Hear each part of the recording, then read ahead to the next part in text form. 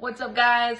Braves Anatomy has afforded me many incredible opportunities, and today I got to interview 10-year vet Steve Cishek, closer, for 8 different teams, and we have a big-time personal connection. He started at Carson Newman University with my brother, who was Jonathan McMahon. He was the catcher, so we got the opportunity to catch up and talk about his career and just different favorite fun moments that he had and things that he battled through his career and fun stories and things of that nature. It was a super amazing opportunity. I hope you guys enjoy. It was really fun to do. Thank you so much, Steve. I loved following your career from the very beginning, and it's an opportunity that many don't get a chance to do. So this was one of my favorite things I've gotten to do with Braves Anatomy. And again, thank you, Steve, so much, and I hope everybody enjoys. I'm guessing, okay, so you were with 7 teams? 8. Yeah. Oh, I forgot one. That's bad.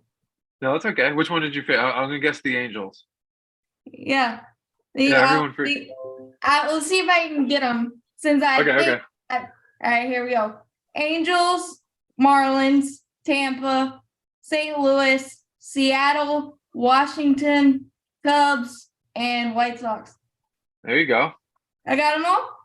Yeah, sounds right. That was 8, right? I'm trying to think. Yeah.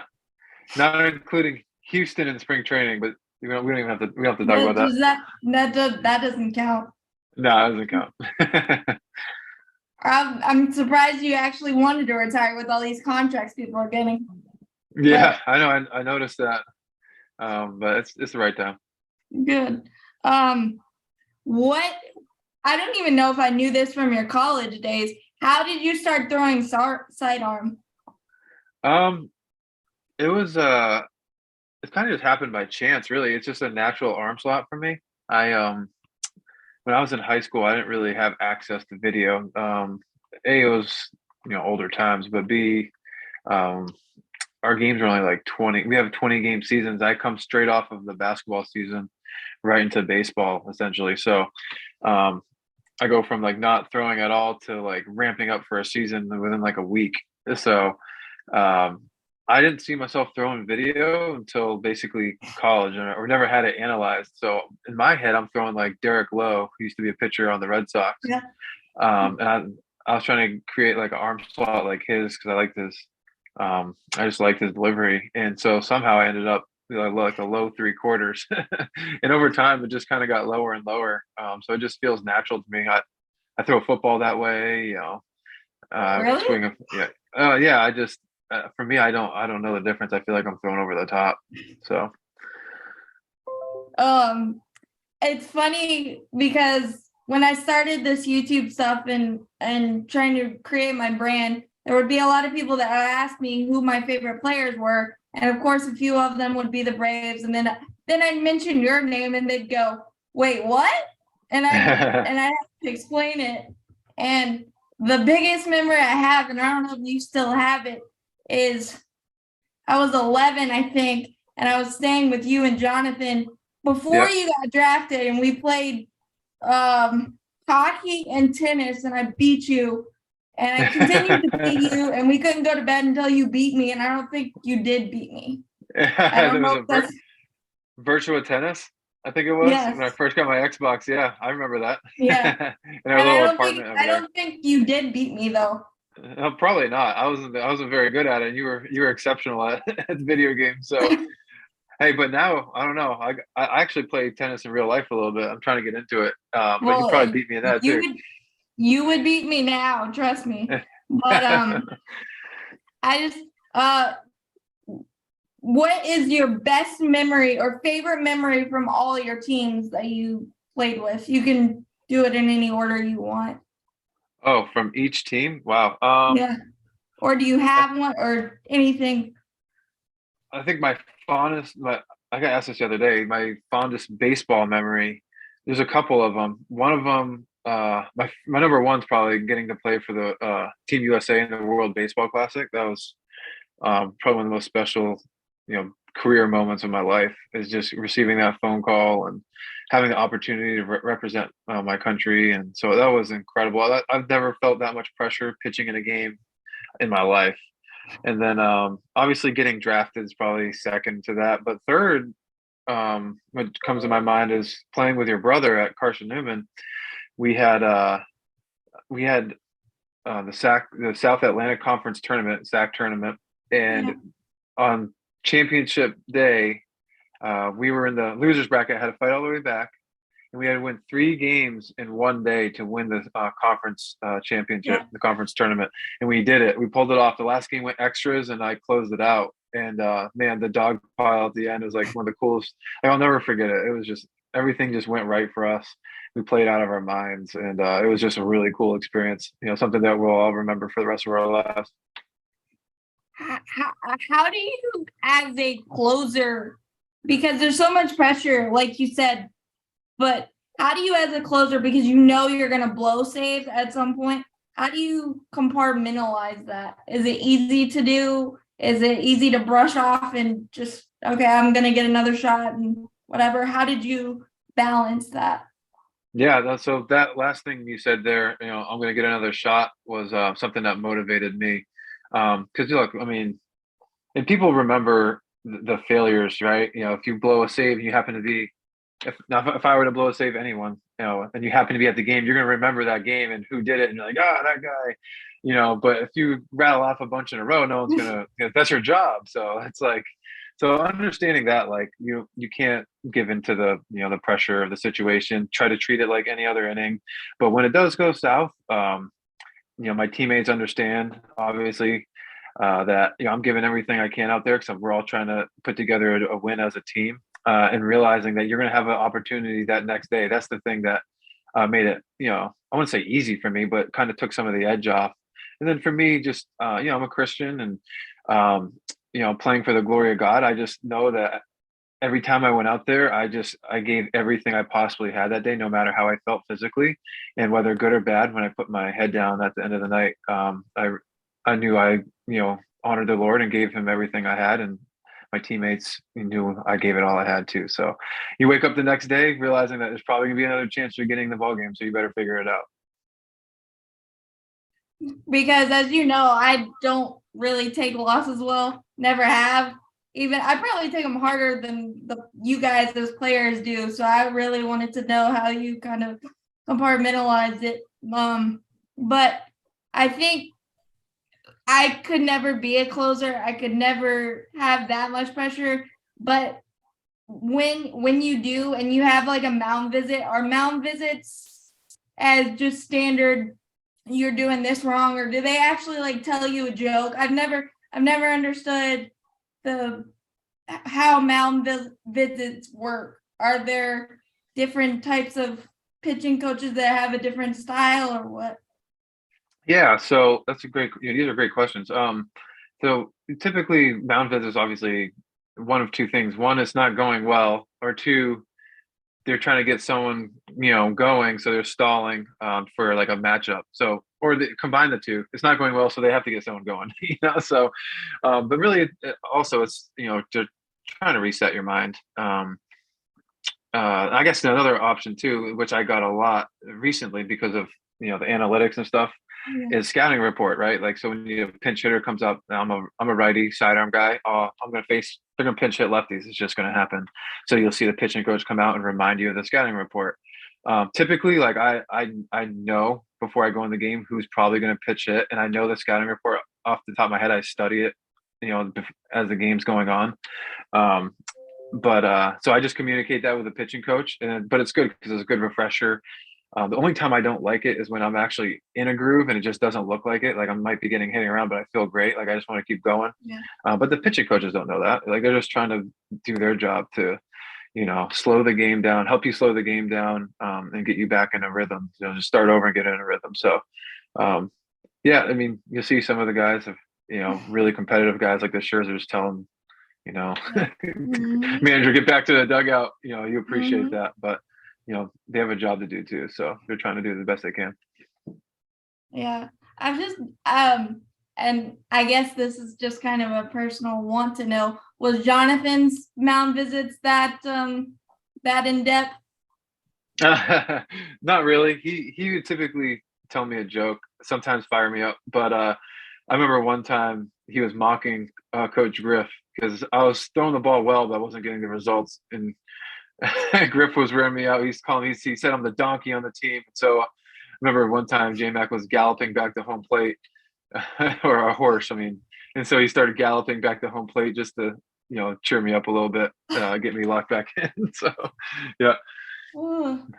I know you said you didn't have like specific memories and moments, but I kind of do. One, your major league debut was against the Braves, and I actually had to text Jonathan and Ashley to tell them that you were in the game. Two, you are the last person, I think, in Major League Baseball history to throw a wild pitch on a intentional walk. Yeah. Oh yeah, way to bring that back up. I know, I had to. I'm sorry. Yes, that was a tough one. I had what you call the yips at the time. I don't You know what did? it was. Well, I just had a hard time when the catcher stands up and calls for intentional walk. Like I always was stuck in between. Do I just lob it or do I let it eat? So the one Yeah. time I lobbed it in there, it actually cost us the game. And because you never make throws like that, and you're amped up as it is. It's the ninth inning. So after that, I just started throwing everything on a line. And it terrified me after that. Like it just got in my head, to be honest. So, so thankfully, sorry, my daughter just walked in here. Thankfully, at the I forget what year it was, but they decided the managers couldn't just point to first base. I was all for that. They did. Maybe it was because of you. I don't know. But do you think the pitch clock is going to be good or bad for baseball? Oof. I'm on a fence. So at first I hated it, but then after watching just how slow some guys work, I think it'll end up being a good thing. I just don't pitch clock is fine in itself. I hate the rules of the pickoffs. Yeah. And being able to time the guy based off the pitch clock, like I feel like he should be able to pick over as many times as he wants still. It just seems like a foolish rule to me. It's just guys are going to take complete advantage over that. I think it's doing too much. I really do, but I'm willing to give it a try, I guess. But I think they want more action in the game, but I don't know that is going to. I mean, we've been fighting this as players for years now. We don't want to do it, and I at the end of the day, I wouldn't prefer it, but I don't know. Like you said, if willing to give it a try, and if it works out, and great. If it doesn't, then I hope Major League Baseball will kind of take a step back on it a little bit. Who was your welcome to the big leagues moment? Like, oh my God, I have to face this guy in some sort of situation where you're like, I really was watching you and now I'm facing you. Holy crap. That type of thing. Wow. I think Pujols was probably the biggest one. And that was until 2011. I didn't face him till then. And but I mean, even in my debut, I actually faced Craig Counsell, who's now the manager of the Brewers.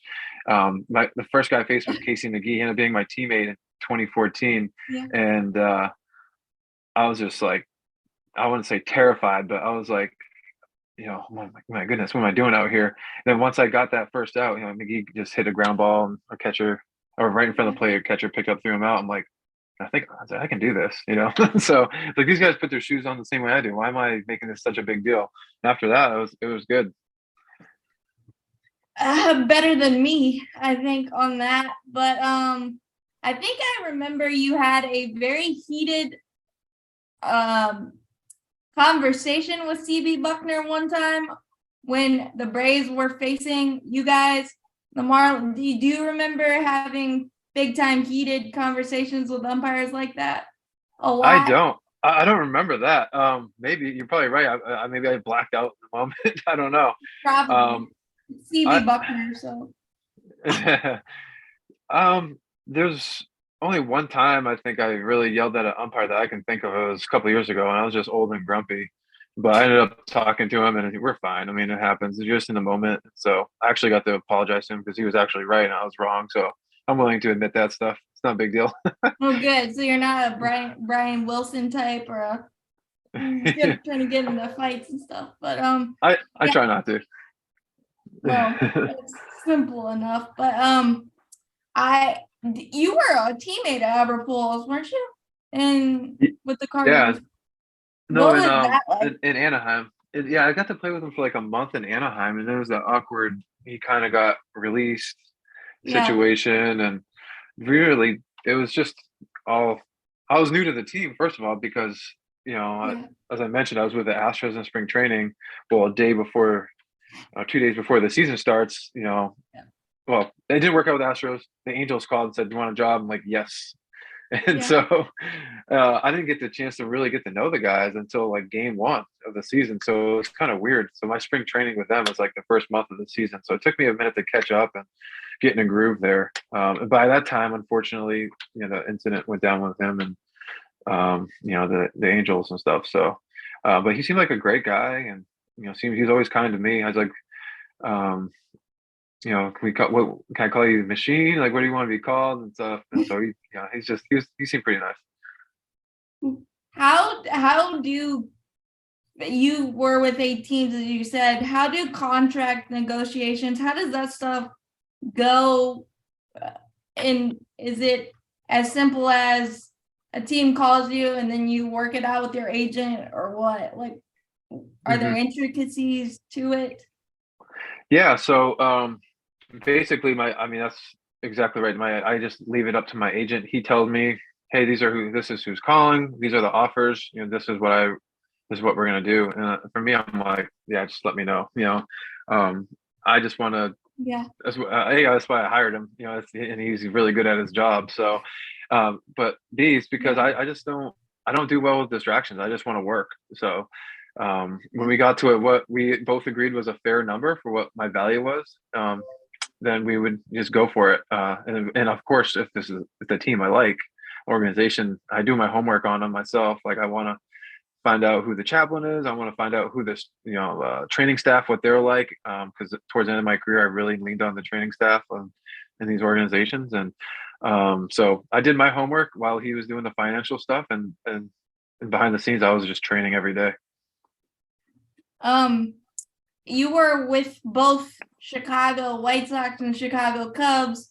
What was that like, being part of both sides of that rivalry uh, for you? Was it, how different was both sides? Oh, they were complete opposites, actually. Unfortunately, I really wish. So when I was with the White Sox, it was the 2020 season, is the Yeah. abbreviated season. So there's no fans, and I couldn't really fully appreciate it. But I was really excited about that year in spring training, and I was having a good spring, and it was just kind of different. So like the Cubs were a lot more laid back team. They kind of been there, done that. They won a World Series, prior to me getting there. They were very professional and just knew how to get it done. The White Sox were also very professional, but they were more of the up and coming. Like we're hungry, like we got to take it to these guys. Every day was like a speech, by our manager, and it was just a complete different feel. So I appreciated both sides, right? Like I was hungry coming into the Cubs because like this is a playoff team. Like finally I got on a team that'll make the playoffs. And the White Sox I thought we were going to be a playoff team too. We ended up making the playoffs in 2020, Yeah. but I had a terrible year, so I didn't get to join. I didn't join the team with it. So it's cool kind of seeing the different dynamics, the fan bases too. Just Wow, it was really neat to witness. I just wish we had a full season. Yeah. One of the biggest Um, bummers. yeah. Was Atlanta ever interested in you? They called so after the 2021 season, I was kind of like, man, like I felt I didn't feel great physically at the end of the year, but I don't think I'm done. But then the Braves called after they won the World Series, and I'm like, all right, like I took up my training to another level. So when negotiations started back up, they were kind of stalling, and they were like interested, but not like crazy about it. They were like, we're gonna wait a little bit. So at that moment, I just took a job with the Nationals. But Oh, so um, close. So yeah, close. you never know. I probably could have stuck it out a little bit longer, but spring training was at home. I want to be with the girls, and Emmy's first year in softball, and I've always wanted to play for the Nats. I just always admired, the organization and the city they get to play in. So I wanted to experience that too. I was always so mad that I never got to see you in a major league setting. It just never worked out. And now that you tell me it was almost It's possible to close. be It's so close. so close, that's not Yeah. fair. But I'm glad that my favorite team at least reached out to you eventually. Or Well, almost. you might But you might not know this, Cassidy, but one of the tryouts I did was when I was in college. I drove down to Turner Field and did a tryout with them out there, and it was really cool. They showed the most interest of any team. They didn't. I must have had a bad tryout or something that I didn't hear from no, them. I that would have been amazing. The Braves in 2021. What was it like to be a player, but watch it sort of as a fan and watch it play out? I don't know if you were a fan, but Yeah, I mean, I definitely watched. I mean, those are clearly the two best teams in the World Series, and having played both of them again this year just showed it. I mean, both those lineups are absolutely stacked. The Astros lineup is, one of the toughest to navigate. They're just really pesky, really hard, and the Braves just do a ton of damage if you make a mistake. So it's like, it gave me more of appreciation facing those two teams this year, and then watching, going back and now that I think about the World Series last year, I mean, those were two, massive heavyweights, going at it. yeah. Well, who was your least favorite Brave to face? My least favorite Brave. This year probably I didn't like facing Olson. Just because I faced him quite a few times, and he can get to the down and away pitch really well. And having the pitch up, if I miss anywhere, it gets absolutely smoked. So I actually had one call against him this year. Is about, I think it was Yeah. CB. It's like a good 2 feet off the plate. They rung him up. It's unbelievable. Yeah. I was gonna say Austin Riley because I think Austin Riley got you about 3 times. Oh, he got me. No, I think he got me twice, or once or twice this year. Maybe in years prior. I don't know, but I remember Yeah, he I don't got me know. good. That was just my guess, but He got me good I with DC. Yeah. yeah. Here's what I always did when you were in our division or whatever. I always hoped we were up by about like 4 and you needed work, and then you got a 1, 2, 3. I was good. And then when it was a close game or a closing situation, I never knew what to do because I wanted you to do well, but I wanted the Braves to win. It was always a delicate balance. You can give me one. The Braves play a lot more games, so you give me one of those. That's true. Yeah, Austin Riley actually probably would have been probably the toughest one for me this year. Coming to think of it, I was just thinking because lefties, but yeah, he's a good hitter. Really random, and I know I've been random in this entire interview, so I hope that's cool. But No, that's what was great. your favorite walk-off to be a part of? Oh man, there's so many good ones. The best one, in my opinion, I was with the Cubs it was actually 2018, I believe. Yeah, and we were down 3 in the ninth, and we David Bodie came up. He was a rookie on our team, and he hit a grand slam to end the game. And we thought we were so down and out. Ryan Madsen was in the game, and he's had an unbelievable career. Yeah. And he happened to just throw a leak back two-seamer right into right. It's 2 strikes too. Pretty sure it was 0-2, and Bodie just smashed it. It's a dead center field, and we just went nuts. It was the most electric thing I've experienced because it's at Wrigley and against a good Yeah. team. It was awesome.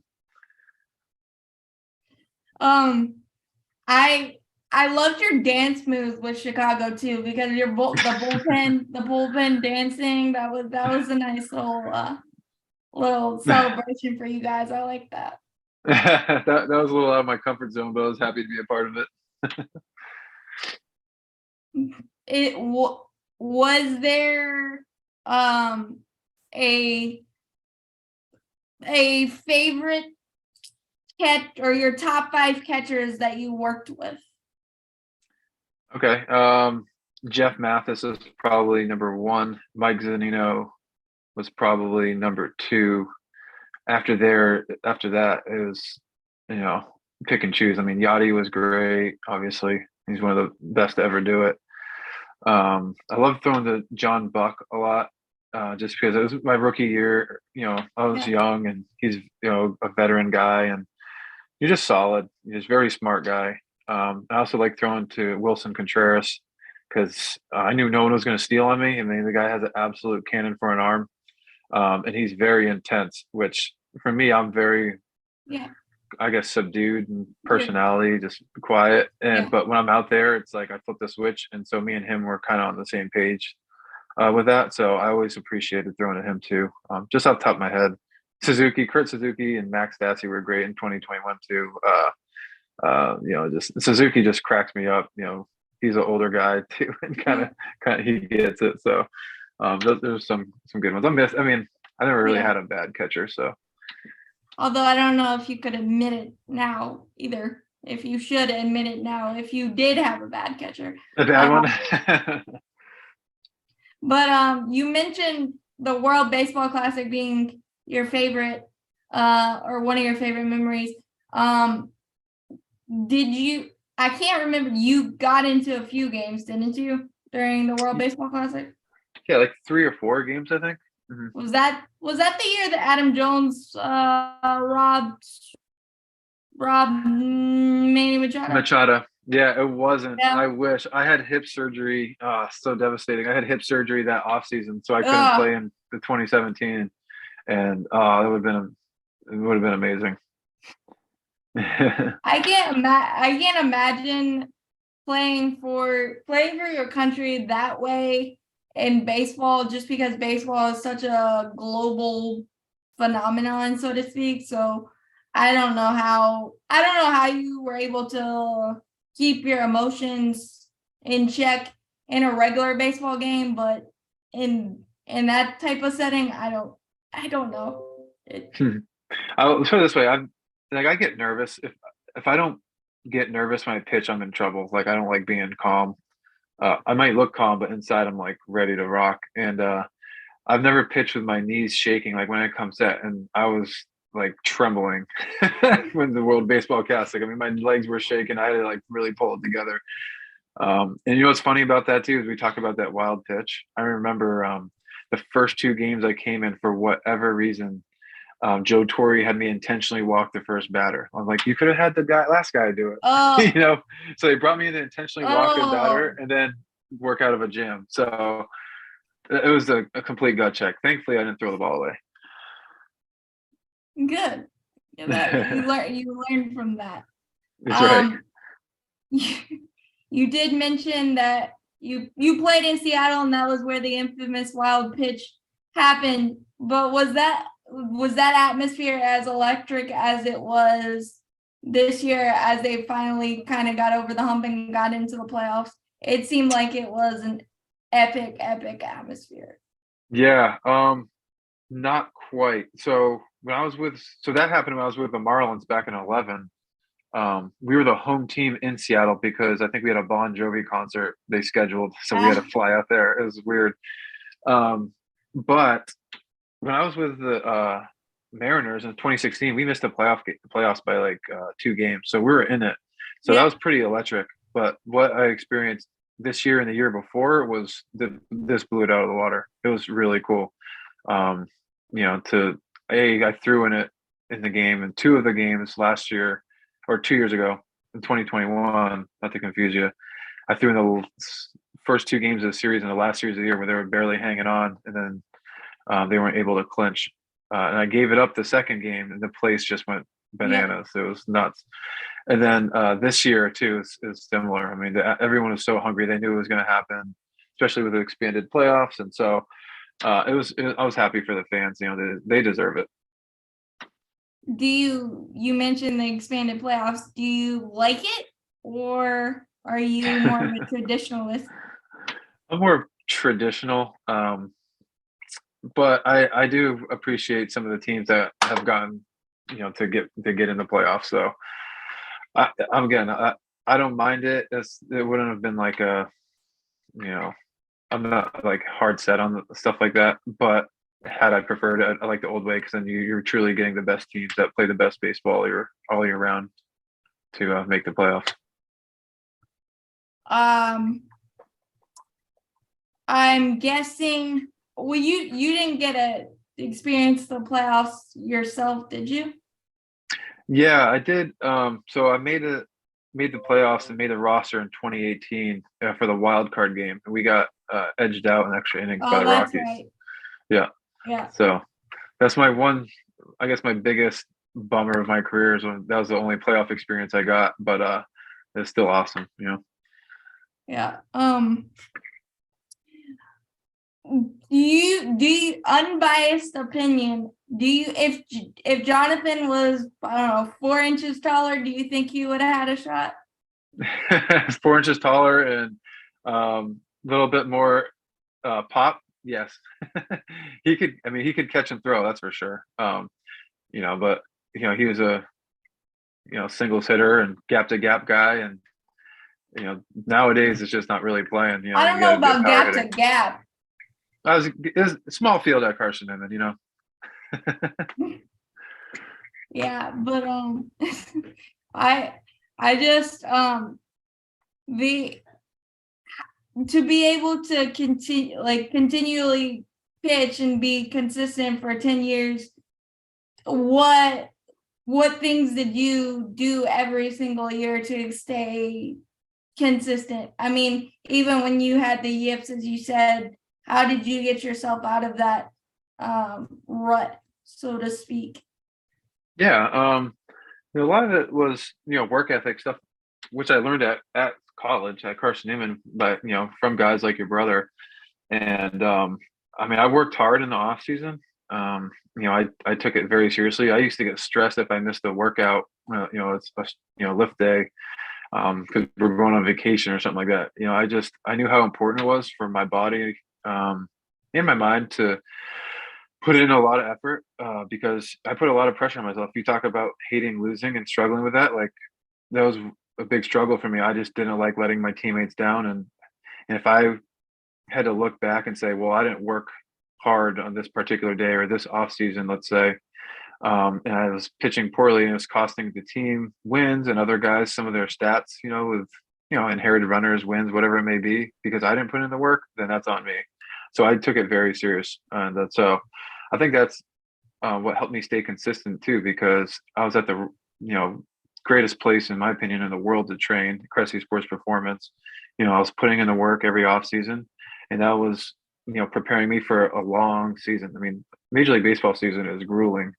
It's awesome, but it Yeah. messes with your mind and your body. So I wanted to make sure I prepared for that, every single off season. How did, obviously analytics weren't as big of a thing when you debuted, but how did you you mentioned it a couple of times in your answers, but how did you incorporate it later? Did it help you, or did you have too much information overload? I was such a field pitcher that, I mean, it kind of just put the end all on what I do out there, right? So, you know, uh, once I started learning about, let's say, my four seamer riding up in the zone, I learned that back in like 2013 or 14, and it played to put guys away. And now I didn't know the numbers behind it, but I could feel it coming off the tip of my fingers. Like when I got off a good one, a good four seam fastball or even a good sinker, especially a good slider, I could tell out of my hand it was going to have some bite to it, and the numbers would just prove it nowadays. Whereas if I threw like a slider that hung and I was exhausted that day, the numbers are going to show. So I already knew the feel of it. Now you're putting numbers to it. So to answer your question, to how did it help? I think sometimes, yeah. I know at the end of or beginning of this year, like I was kind of inconsistent, and especially my four seamer, and the spin on it was just so down. I don't know if it's because the balls were so slick at the start of the year or what. But we're making some adjustments, licking my fingers a little bit more. Um, you know, I remember talking to the analyst guy that next outing I had it back up to like where it usually is, or two outings later. So if anything, it just helped me make adjustments quicker. So you just confirmed that they do use different baseballs at different points of the year? Oh, absolutely. Yeah. Especially 2019, the baseballs they were rock hard. You had no grip on them at all. That's fun. That's the worst I've experienced it. And this year is just, for the last couple of years, is you get some that feel good in your hand, and you see guys getting a ball from the umpire and throwing it back in the dugout because A, it's either not rubbed, or B, it's slick. So they're just getting rid of it.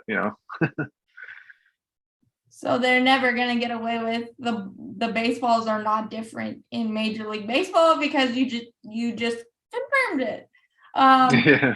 But now that you are retired, do you have any plans to stay in the game of baseball, or are you just going full dad mode and softball and all of that amazing stuff?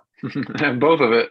I think to start, I'm gonna chill out a little bit for the first year or so, anyways. But I do enjoy. I've talked about coaching and stuff like that, and maybe locally. I don't know about the professional level.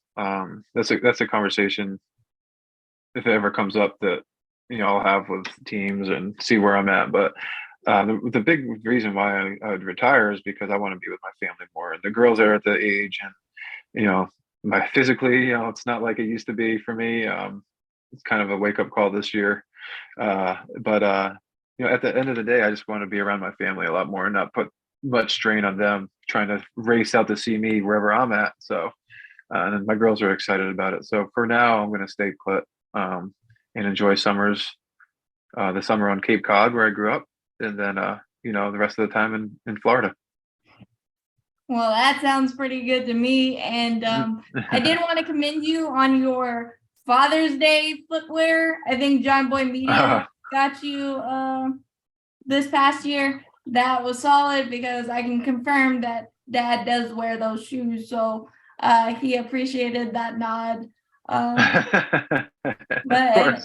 And apparently, based on what you just said with your health, you kind of felt that way too. But I thought that was amazing.